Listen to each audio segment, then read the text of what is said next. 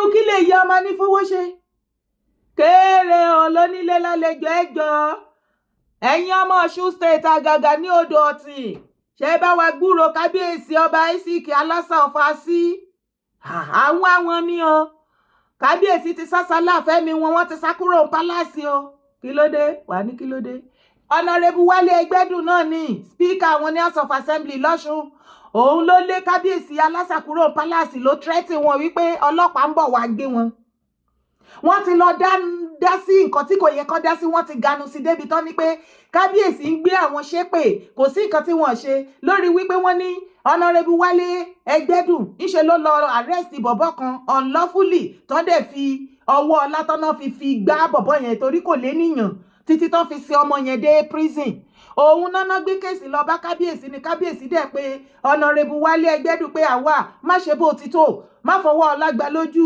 lódi wípé wọ́n tú síra wọn lójú ẹ wo ọ̀rọ̀ yẹn ní agbára díẹ̀ o ó ní agbára díẹ̀ o ṣùgbọ́n kó má dàbẹ́ ni wípé irọ́ ni mò ń pa mo fẹ́ kẹ́ kọ́kọ́ gbọ́ voice note ṣé voice note ẹgbẹ́ ohùn Wale Egbedun fúnra lára ẹ̀ níbi tó ti ń threaten kábíyèsí ọba Alasa kábíyèsí ti sá lọ kúrò ní palace ẹ̀sìn ẹ̀jẹ̀ àgbọ̀. ẹ ká sàn án. ìyàwó kábíyèsí nìyẹn. ẹ ká sàn sá. Àkànṣe aláṣẹ náà. Ọ̀rọ̀ sí lọ́dọ̀ mi bí kan lọ síbí kan. Òkè mo fẹ́ ràn yín sí wọn. Ó dàbí tí ó di aláṣẹ. Ọlọ́run sọ pé yóò dá jìyà. Ọlọ́run máa sọ pé dọ̀bí ló ti jìyà bó ti oríṣiríṣi tí mo ti náà bọ́ ń jẹ. Ó ti wá ṣe bí píkì ń fún. Wọ́n àtáàkì mi, aláṣẹ sọ̀sọ̀kúsọ lẹ́nu. Ọlọ́pàá ó gbé mọ́tò. Àtáàkì wọn àtáàkì mi.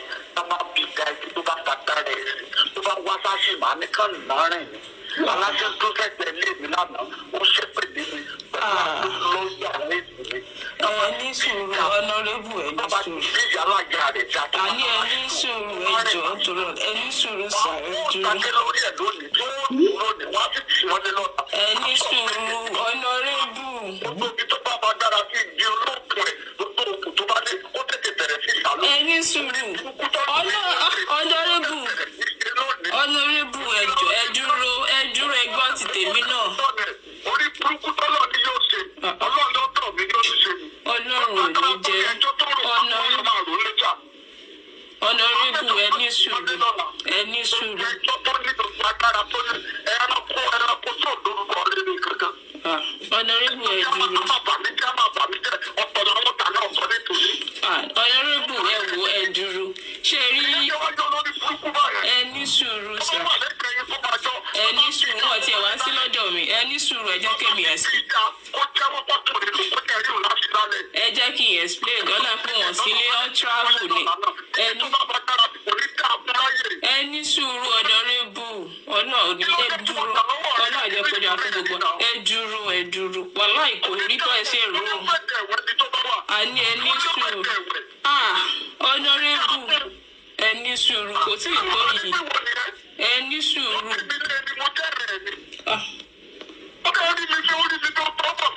kábíyèsí rí ẹ fún ẹgbọ́n ti ẹ ní sùúrù Ọlọ́run ò ní jẹ́ Hon.Wale ẹ ní sùúrù ẹ jẹ́ kí èmi náà sọ̀rọ̀ Ọlọ́run ò ní jẹ́ ẹ ní sùúrù ẹjọ́.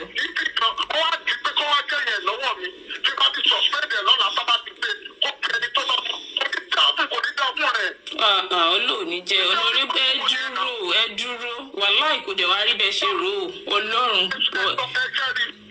ẹ ní sùúrù mo fi Ọlọ́run bẹ̀. Wọ́n ti ẹ̀sìn lé lọ Ọlọ́run gbọ́n travel. Hon.Wale wàláì kò rí bẹ́ẹ̀. ọ̀rọ̀ yẹn lẹ ti gbọ́ yẹn o ṣèbẹ̀ gbọ́ tó fẹnu ara ẹ̀ sọ wípé Hon.Wale Egbedun ló ń sọ̀rọ̀ ìkan lára àwọn olórí kábíyèsí ní Odò Ọ̀tìn wọn mẹ́ òun ni Hon.Wale yẹn pè kó má dàbẹ́ ni wípé mò ń kó sí gbogbo ẹ̀ lẹ́nu ẹ jẹ́ n ka petition tí wọ́n kọ síta tí lọ́ọ̀yà kábíyèsí kan. Alleging threat to the life of His Royal Majesty Oba Alasa Kuro Isaac, the Alasa of Asi in Ondo Ọ̀tìn local government area of Osun State. The petition was filed by the legal firm K.E. Nwoke & Co. on behalf of the monarch who accuses the Speaker of the Osun State House of Assembly, Hon.Wale Egbedun, of alleged threatening to harm or bind the traditional ruler. At least, gbogbo wa fetí gbọ́, àbó fetí gbọ́ ni. Èèó Honorable Speaker in the House tó ń represent àwa èèyàn. Òun threatening ọba, ó dẹ̀ ń sọ boldly wípé kó má wá sí palace o. Ó tún gbé èpè àfi hàì lórí kábíyèsí. The same brother tá à ń sọ̀rọ̀ nípa ẹ̀ yìí. He's 40 years old o. Ọmọ yékeré ni o. Ló ń gbúrọ̀ èpè sí orí kábíyèsí o tó ní òun máa ní kí wọ́n wá gbé pé wọ́n á gbé lọ sí prison ní Iléṣà. Pé kó má wá sí palace, kó dẹ̀ má wá sí así ní ìlú tí ọba balé lórí, pé kò gbúdọ̀ wọbẹ̀. Honorable Speaker, Governor Adeleke of Osun State, ṣe rí àrà tí ìkan lára àwọn speaker yín tó ń dá ní Osun State. À ń bọ̀ àti ìdí. The allegations stem from the monarch's intervention in what he claims was the unlawful arrest and detention of a young man earlier this year under orders from the Speaker. Kí ló fa ìfàǹfà láàrin kábíyèsí àti Honorable Wale Egbedun yìí? Wọ́n ní Honorable Wale Egbedun bó ṣe ríran kankan mọ́ kábíyèsí, wọ́n ló fi ọwọ́ ọlá àtagbára ẹ̀, ó fi arrest one young brother, wọn ò sọ details brother yẹn àti nǹkan tó ṣẹlẹ̀ láàrin wọn. Wọ́n ní ó fi ọwọ́ ọlá, ó fi arrest bọ̀bọ́ yẹn, ó dẹ̀ tì mọ́lé. From there ó make sure pé ó rìn dé prison. Ìyẹn ni wọ́n lọ pe kábíyèsí sí. Ìyẹn ni wọ́n lọ pe kábíyèsí sí wípé ẹ wá bá wa dá sí kéèsì, ẹ bá wa bá Honorable sọ̀rọ̀ àṣẹ kábíyèsí, bóyá wọ́n á gbọ́ àbí wọn ò ní gbọ́. Òun ni kábíyèsí náà bá ṣe o. Ó dáa o. Ọmọ ló ti dáa. Ẹ fẹ́ mọ èèyàn tó ń jẹ́ Honorable Wale Egbedun, ó yẹ wá wò. Mo dúpẹ́ lọ́wọ́ àwọn èèyàn mi. Mo wá ń fi dá yín lójú. Kò sí tá a ṣe lè pín tí ó kárí. Kò lágbára Ọlọ́run. Wọ́n ní tá a bá fi ìfẹ́ ṣe ní tí ò tó ń bọ̀ wá ṣẹ́kù. Ká wá gbọ́ nǹkan gan tó ṣẹlẹ̀ láàrin kábíyèsí àti Honorable Wale Egbedun tó fi di wípé wọ́n rọ̀jò èpèlé kábíyèsí tó fi lé kábíyèsí kúrò ní palace. According to the petition, the young man whose identity remains unknown was reportedly detained for several weeks on what the monarch's lawyer described as trumped-up charges and later remanded in prison custody. The Speaker is alleged to have used his political influence to orchestrate the arrest and subsequent remand to the correctional center Ilesha. Ní kábíyèsí bá interfere o. Following the monarch's interference by reaching out to the Speaker of Osun State House of Assembly, Honorable Wale Egbedun, to advocate for the release of the boy and condemn the arrest, tension reportedly escalated. The petition claimed that on July 27, 2025, around 2:31 p.m., the Speaker allegedly called one of the king's wife, Olori Idowu, via mobile phone and issued death threats, spilled curses, and warned that the monarch should not return to his palace. Òótọ́ ni a gbọ́, àbí ìwọ náà ò gbọ́ ni, ṣèbí òun la ṣe gbọ́ tán yìí. As a result of the threat, Oba Alasa Kuro has reportedly been unable to return to his palace in Nasi for fear of his safety. The petition also states that the monarch is in possession of evidence of the alleged threat and is prepared to submit it to law enforcement authority during the course of an investigation. As of the time of filing the report, Honorable Hon.Wale Egbedun has not made any public statement regarding the allegation. Ṣẹ́yìn náà gbọ́, ẹ wo bí wọ́n ṣe ń fi ọwọ́ lágbára wọn lójú. Agbára ló ń pa Honorable Wale Egbedun bí ọtí yẹn o. Agbára pọ̀, ṣe ráyé àwọn politician. Ṣé you see their life? Mi ìdẹ̀ rí ẹ̀yin politicians bá wí. Ṣe bẹ́yìn kábíyèsí ni. Bàbá sọ bẹ̀ẹ́dẹ́gbà. Kàfé yíyan jẹ́lẹ̀ mọ́mù kó tún wádùú séríkì. Tá bá ń bá yín sọ tẹ́ ẹ̀ gbọ́. Ṣé ti rí nǹkan tó ń fojú yín rí? Nígbà tẹ́ ẹ jẹ́ pé ẹ máa tẹ ọmọ ẹdìyẹ pa sọ́dọ̀ àwọn politicians ni. A mọ̀ pé wọ́n ti gbàgbára lọ́wọ́ yín, ṣùgbọ́n ìyẹn ò ní pé kẹ́ má pọnra yín lé, kẹ́ má pọn orí adélé.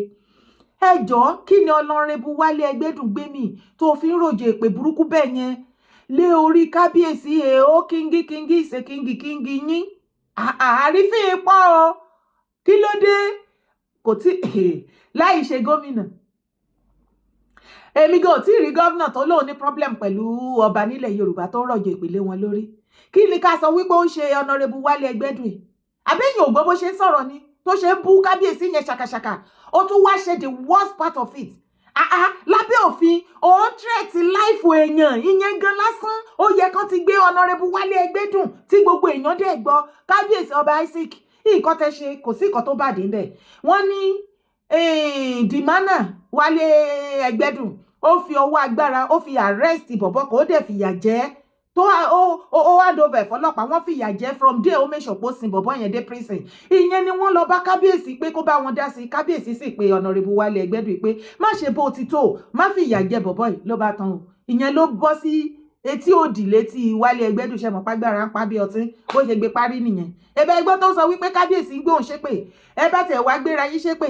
ẹ̀yin lẹ́dẹ̀ mọ̀ ṣùgbọ́n Hon.Wale Egbedun ṣe mọ̀ nǹkan tẹ́ ìsọ̀ iṣẹ́ mọ̀ nǹkan tẹ́ ìṣe ṣá ẹ̀yin tẹ́ bá súnmọ́ dìmánà ẹ jẹ́ lọ pé kó tètè fọhùn síta àwa ní tírẹ̀sì inú kéèsì yẹn ò ṣé ká tẹsẹ̀ bọ́ ni àbí ṣé ká ti gbogbo ara bọ́ fún yín ká bá yín fẹ́ lójú ni Hon.Wale Egbedun ẹ bọ́ síta kẹ́ do the needful kẹ́sàn nǹkan tó yẹ kẹ́ sọ síta ká tó bẹ̀rẹ̀ sí ní tírẹ̀sì inú kéèsì ká tó bá yín fẹ́ lójú o nǹkan tẹ́ ṣe fún kábíyèsí yẹn ó kù díẹ̀ káàtó wọ́n ń ṣe lé ayé bẹ́ẹ̀ yẹn o mo fẹ́ kẹ́ mọ̀ pé ẹ̀yin politicians yìí ẹ máa wà ní position kan fún 8 years àbí 10 years àbí some kìíní ẹ̀ báyé jẹ́ ẹ̀ bọ̀run sì jẹ́ you're just 40 years of age 40 years of age. wọ́n dẹ̀ lóun ṣe dáadáa ní odò ọ̀tí ń bẹ̀ torí mo rí àwọn fídíò ibi tó ti pín ọ̀kadà tó pín bag of rice tó pín òróró pín oríṣiríṣi nǹkan fáwọn àwọn constituency ẹ̀ ń bẹ̀ báwo ló ṣe wá ń ṣe tó ń ṣe gẹ̀ tó ń tẹ̀lé garagara báyìí wọ́n ní ológìdí tó yọ́lẹ̀ rìn ikú pàbẹ̀lẹ̀ tàṣí ọ̀pọ̀lọ́ tó ń fi gbogbo ìgbàjọ rẹ̀ mọ́lẹ̀ Hon.Wale ẹ̀ ṣe lè dáadáa ilé ìkú díẹ̀ káàtó ojú sì gbà wá tì and I'm very sure gbogbo àwọn tó ń tẹ̀lé ẹni constituency ẹ̀ tó bá fetí gbọ́ nǹkan tó sọ yìí ojú á gbà wọ́n tì àbẹ́yìn ò mọ nǹkan tẹ́ ẹ sọ nínú voice note yẹn ni ẹ̀ ń tẹ́tì live èèyàn ẹ̀wọ̀n lẹ́ ń wò lọ́ọ̀kan yẹn ó dẹ̀ pẹ́ mọ̀ ìgbà tó yẹ pé Nàìjíríà wà useless tí ò bá jẹ́ bẹ́ẹ̀ ni wọ́n á tẹ́tì live èèyàn labroad wọ́n á ti wá gbé ẹ wàá ṣàlàyé ibẹ̀ ni kọ́kọ́ lọ́ọ́ lẹ́yìn èèyàn mi àwọn Ondo town ní o ṣe mọ̀ pé mo gbé fídíò kan jáde some days ago tí àwọn ará Ondo tó gun ọ̀kadà àwọn youth wọn náà ti fẹ́ para wọn tán àwọn youth Ondo town ní Ondo state ni mò ń sọ o wọn láwọn youth wọn kò síṣẹ́ kò sábọ̀ kò sí nǹkan kan lẹ́yìn kan gọ̀kadà kò tún sí nǹkan kan mọ́ okogo wọn náà ti àbádàn níṣẹ́ àgbẹ̀ wọn ṣiṣẹ́ àgbẹ̀ ṣe mọ̀ pé àwọn náà ni wọ́n wà nípa kòkó tẹ́lẹ̀tẹ́lẹ̀ tó bá fẹ́ ṣe òwò kòkó máa lọ sóńdó kódà mo mọ ní Ondo town níbi tí wọ́n ti máa ń process kòkó ní building yẹn wọ́n ti àbádàn ẹ̀ síbẹ̀ kò sí kankan tó ń ṣẹlẹ̀ mi mọ̀ bẹ́yàn ti wá renovate ẹ̀ ń sìn lọ́rọ̀ kan ṣá wọ́n ní àwọn ọmọ Ondo town cultism non practice wọ́n náà kàn para wọn ṣeré ni wọ́n mu egbòogi olóró àti cultism wọ́n ní nǹkan méjì tó ń ṣẹlẹ̀ l'Ondo town ìwọ tó bá wà lábúrọ̀dù tó lẹ́bí tó lára bẹ̀ tó jẹ́ youth tó lọ́mọ tó wà bẹ̀ ó jẹ́ bá mi share fídíò yìí kó o sì pa àwọn ọmọ ẹ gbogbo àwọn youth tó wà bẹ̀ náà ti join cultist tán wọ́n ní gbogbo wọn oògùn olóró báyìí ní gbogbo wọn mu ṣùgbọ́n o ṣàdédé la tún rí fídíò yìí o ẹ̀yin náà tẹ̀lé mi kẹ́ wá jẹ́ kájọ wò ó.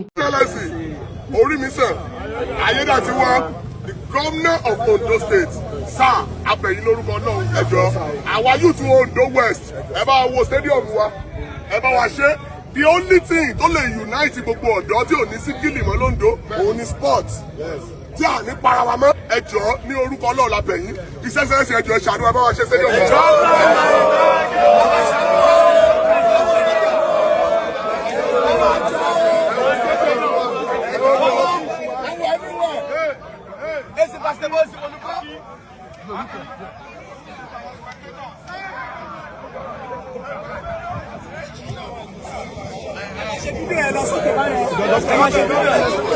Your Excellency, I beg you. We beg you, Governor, we beg you. Governor, we beg you.